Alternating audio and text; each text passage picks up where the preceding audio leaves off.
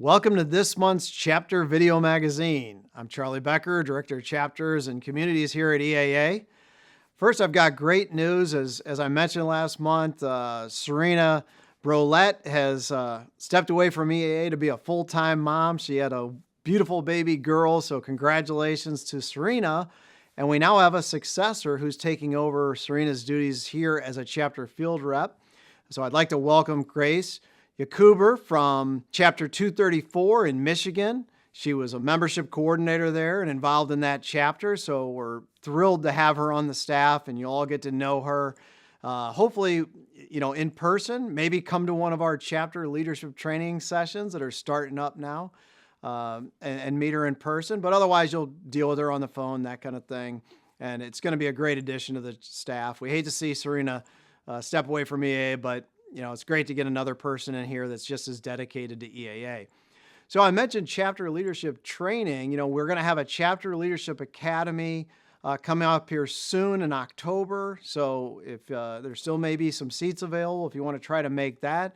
Also, we're going to get into our cadence of doing our chapter leadership boot camps. We kind of think from, kind of starting in October through about March, we try to have 3 of our chapter leadership academies and 7 chapter leadership boot camps around the country.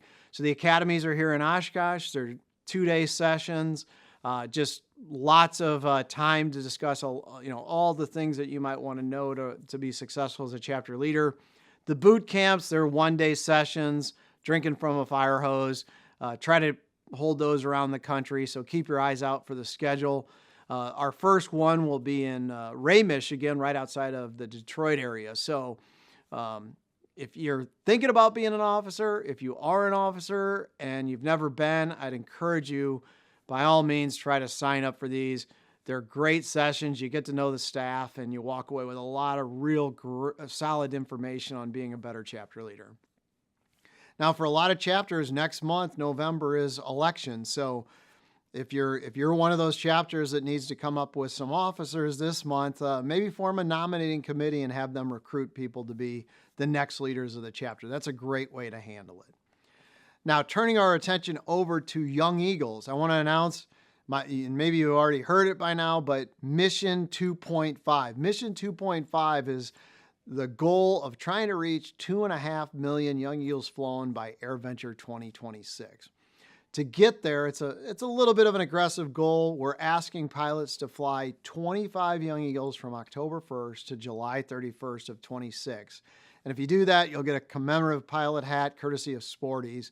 And we're going to build out some other things. We're going to have the website updated so that you can track your progress and keep tabs on your pilots, either at the chapter level or you personally, on how many Young Eagles you've flown.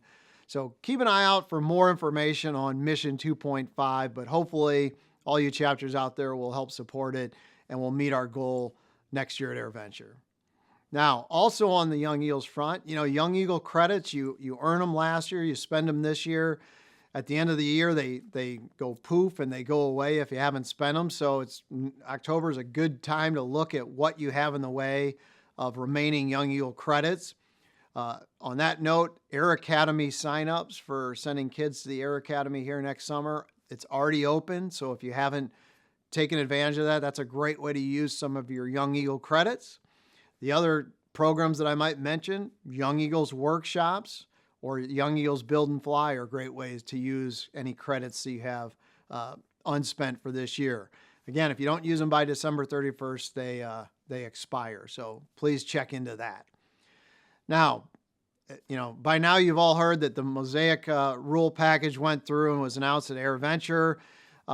This month is the effective date for much of the rule. October 22nd is when you can first start to fly as a sport pilot under the new expanded privileges. So we thought it'd be a great time to do a webinar on October 21st, the day before, that evening before. We're going to talk about Sport Pilot 2.0 and Are You Ready? So if you have any thoughts of operating as a sport pilot or getting started as a sport pilot, that'd be a great webinar to sign up for and make sure that you're in compliance with the new rules.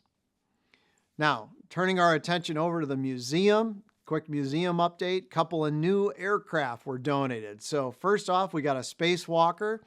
And this one is interesting because, it's a home build if you're unfamiliar with the Spacewalker, but it's an aircraft that really captured some of our modeling, RC modeling friends' attention. And there's a kit based on the Spacewalker that we had donated to the museum that many RC modelers have built and flown. So big thank you to David Helgerson for the donation. It's always generous of our members to donate an aircraft to the museum. Now, the other one is the Wisk Gen 5 autonomous eVTOL fixed-wing aircraft. That made its first public flight demonstration here at AirVenture in 2023.